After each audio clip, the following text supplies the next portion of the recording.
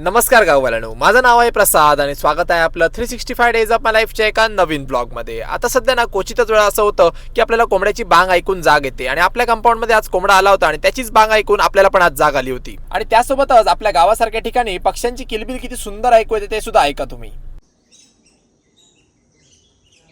आणि तुम्ही जर या सगळ्या गोष्टी एकदा अनुभवल्या ना, तुम्हाला सुद्धा शहर सोडून गावासारख्या ठिकाणी कायमचं राहावंसं वाटणार। आणि मग त्यानंतर आपण गेलो आपल्या हॉटेलवरती। कालचं सामान आपल्या गाडीतच राहिलं होतं कारण आपण विसरून गेलो होतो काढायला। मग त्यानंतर सामान काढलं, सगळ्यात पहिलं आपली कामं केली हॉटेलमधली आणि त्यानंतर संध्याकाळच्या 5 वाजता वोटिंग बंद व्हायच्या आधी आपल्या सगळ्या घरातल्यांना घेऊन गेलो आपण वोटिंग करायला। आणि मग म्हटलं आपलं काम लवकर झालंय तर हॉटेलवरती जायला पण वेळ आहे, थोडा वेळ आराम करून घेऊया। पण आपल्या नशिबात ना आराम लिहिलाच नाही। 5 मिनिटं झोपलो काय तर लगेच मच्छरीने आपल्याला फोडायला सुरुवात केली। मग म्हटलं का आता काय झोप येणार नाहीये, आंघोळ करूया आणि सरळ जाऊया आपल्या हॉटेलवरती। आणि तुम्हाला सांगतो अजूनही आपण ना आपल्या मांगरात ना चुलीवरतीच पाणी आंघोळीचं गरम करतो। मग पटापट आंघोळ केली आणि आपण आलो आपल्या हॉटेलवरती। आणि रात्री हॉटेलवरून घरी जाताना थंडी एवढी गार पडली होती ना की काय